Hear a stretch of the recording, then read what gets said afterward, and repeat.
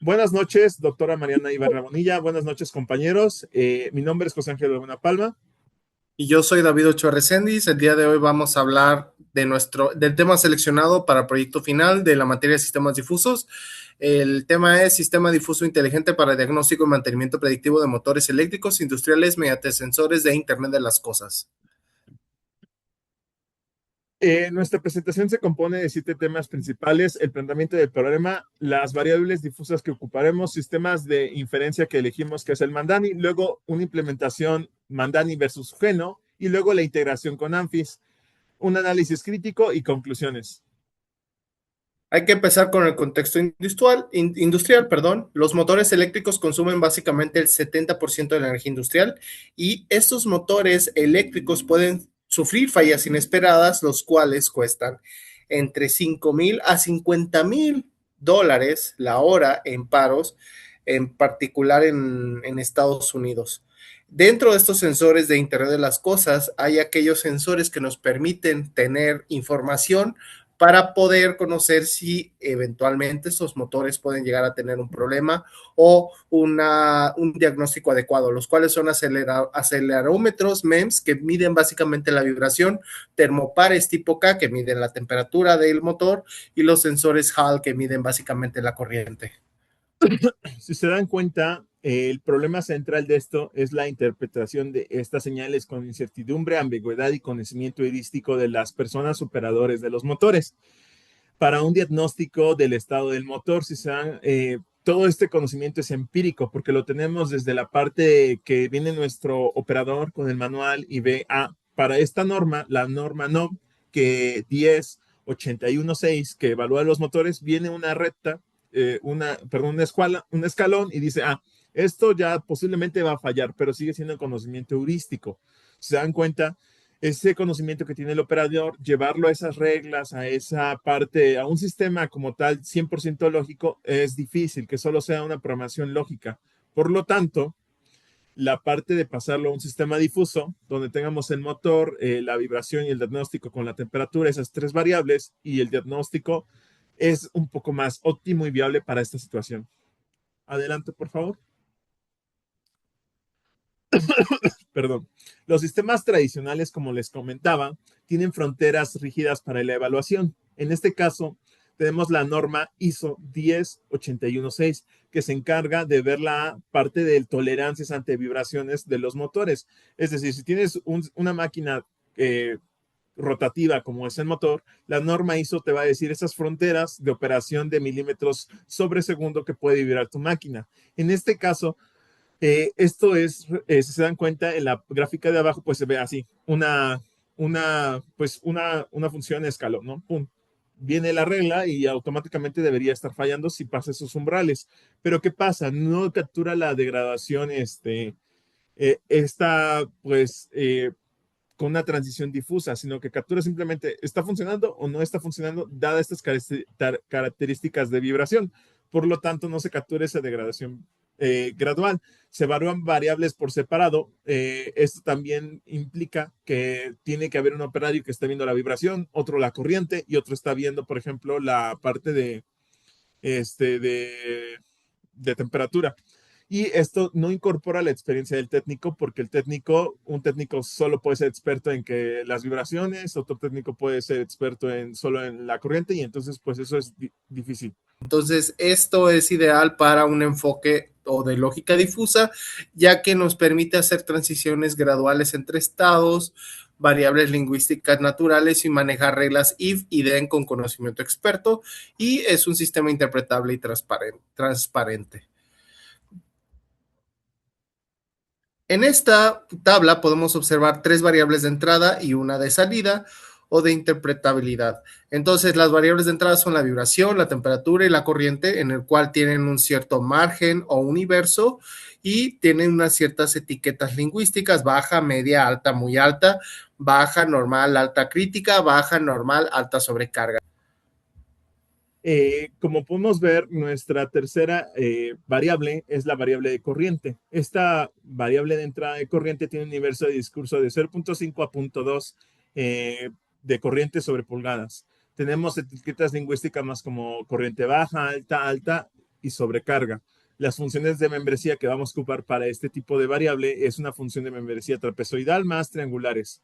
También tenemos la parte del riesgo. Esta es nuestra salida del sistema, donde vamos a ir en un universo de discurso del 0 al 100%, donde tenemos un riesgo bajo, moderado y alto, así como crítico, dependiendo de nuestras funciones de entrada en nuestro sistema difuso. En esta imagen podemos observar las funciones de membresía que hemos seleccionado. Como les comentábamos en la tabla anterior, tenemos tres variables. Una es para la vibración, otra es para la temperatura. En la primera de la vibración tenemos milímetros sobre segundo, que se basa sobre nuestra norma ISO 1081-6-3. Esta norma, como les comento, nos da ciertos valores de operación de vibraciones. Si se dan cuenta, esos valores los estamos capturando en estas zonas delimitadas, donde la norma nos dice que dada la zona de vibración entre ciertos valores, pues nos va a decir que es un riesgo en la zona A, B, C y D. En el otro caso tenemos la temperatura. Aquí lo importante es que estas funciones triangulares nos permiten tener o activar simultáneamente una zona y la otra. Por lo tanto, pertenecen a ambas. Entonces, las transiciones son suaves entre cada una de estas variables. Esta elegimos nosotros el sistema Mandani por tres razones. La primera de ellas son los conjuntos difusos y lingüísticos que un técnico puede leer naturalmente, básicamente baja, media, alta, muy alta. La segunda de ellas es que las reglas heurísticas de diagnóstico se interpretan directamente en formato if y then. Si es esto, entonces esto. Y la tercera es que los datos de falla son escasos. Por lo tanto, un motor puede operar años sin fallar y el diseño basado en conocimiento experto es más apropiado para diagnosticar un enfoque de data driven, es decir, usamos el operador AND como mínimo y OR como máximo e implica una agregación de máximo por disoficación de centroide. Ahora sí, si se dan cuenta, tenemos estas reglas que son 25 reglas en total. No vamos a poner las 25 porque nos pasamos un buen rato explicándolas todas, pero tenemos estas reglas en las cuales están basadas en el conocimiento técnico o la parte heurística de nuestro experto, que es el experto en motores. La regla 1, por ejemplo, vamos a mostrar estas cuatro reglas al azar. Tenemos la regla 1 que dice que si la vibración es baja y la temperatura es baja y la corriente es normal, pues nuestro riesgo de que el motor esté fallando, pues es bajo. Luego, por ejemplo, tendríamos la regla 9, que dice que si la vibración es mediana, la temperatura es alta, entonces el riesgo es alto. Aquí se mezclan dos variables en las cuales nos indican que es un riesgo alto si estos son mediano y alto. Ahora, en la regla 14 tenemos un ejemplo de un estado crítico en un riesgo crítico del motor. Si la vibración es alta y la temperatura es alta y la corriente es alta, pues el riesgo, por lo tanto, sería alto. Cualquier técnico nos diría eso en motores. Y la regla 22 nos dice que si la vibración es alta y también tenemos una temperatura baja, una corriente normal, pues nos va a decir que es un riesgo moderado, que sí puede haber problemas, pero no son tan altos. Estas reglas salen de la combinación de nuestro experto en heurística, es decir, el técnico en los motores, y tenemos la regla ISO, que ya es un estándar que nos establece sobre vibraciones de motores. Adelante, por favor. Aquí, si se dan cuenta, ya tenemos los posibles escenarios operativos. Por ejemplo, tenemos la operación óptima normal, donde tenemos que un índice de falla del 13.8% sería pues un índice bajo, normal, no, bueno, no tan bajo, pero sí es normal. No está tan, no hay algo, bajo sería cero, ¿no? No hay riesgo, pero pues es normal, está en operación normal. Luego tendríamos la parte del desgaste de incipiente de rodamientos, donde pues ya tendremos que tener atención sobre este problema. El caso más revelador es el caso número 8, que puede ser por un problema eléctrico, por ejemplo, una corriente alta de 1.6 y una vibración baja de 3.5 y una temperatura de 72, y el sistema da un 76.6% de riesgo crítico. Otro ejemplo sería el caso número 6, que ya sería un riesgo inminente, una falla inminente de condición crítica, lo cual sería un ejemplo de una vibración de 13.0, una temperatura de 105 y una corriente de 1.85, lo cual da justamente esa probabilidad. Los ocho diagnósticos son coherentes con lo que se esperaría un técnico experimentado en tales condiciones de variables. Ahora bien, en esta podemos observar las superficies de control, donde básicamente obtenemos se muestran las combinaciones de los tres variables, dejando una tercera fija. Básicamente son dos de ellas: temperatura corriente, vibración corriente y temperatura, vibración temperatura, que sería la primera de ellas. Es decir, en esta se dejó básicamente la corriente fija, en esta se dejó la temperatura fija, en esta se dejó la vibración fija, y aquí podemos ver un mapa de calor de riesgo, donde básicamente existe una transición o una curvatura suave desde las condiciones normales o condiciones óptimas hasta las condiciones críticas. Adelante, por favor. Aquí vamos a hacer ahora una comparación entre Mandani, la parte que elegimos, versus una implementación en Sugeno, dando como principalmente la diferencia es en la parte del proceso de especificación. Si se dan cuenta, en la parte de Mandani tenemos el cálculo por centroide de conjunto agregado, mientras que en la parte de especificación es por promedio ponderado. Otra cosa es que en la otra tenemos pues un conjunto difuso para poder obtener estos valores, y en la parte de Sugeno pues tenemos constante. Ambos producen diagnósticos con la misma tendencia, y en nuestras pruebas las diferencias fueron apenas de 3.4 porcentuales. Mandani da un 76.6% y Sugeno da un 80%. Mandani es más interpretable y bueno, Sugeno es la base natural para Amphis, porque sus consecuentes numéricos permiten optimización directa por mínimos cuadrados. Las diferencias claves son básicamente la interpretabilidad y la eficiencia en ambos casos.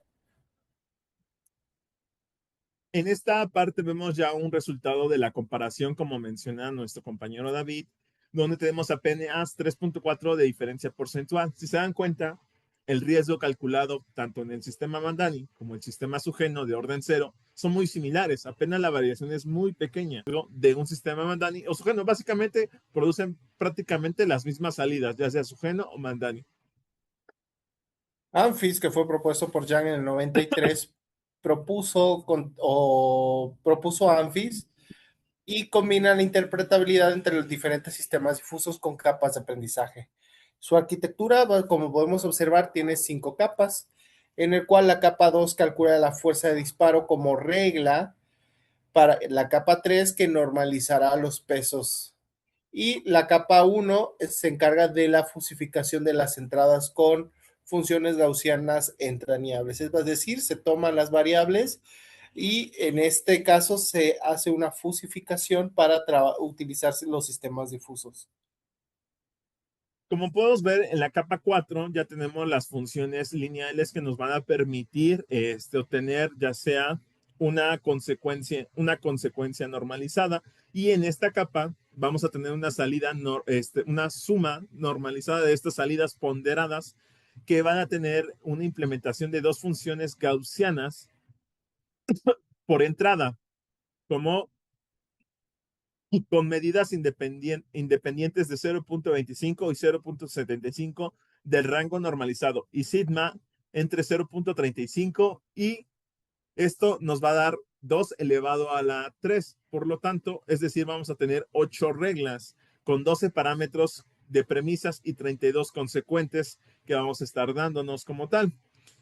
Y algo importante es que la normalización implica que la sumatoria de todos ellos te va a dar 1. Podemos ver que este es como nuestro sistema, fue el entrenamiento.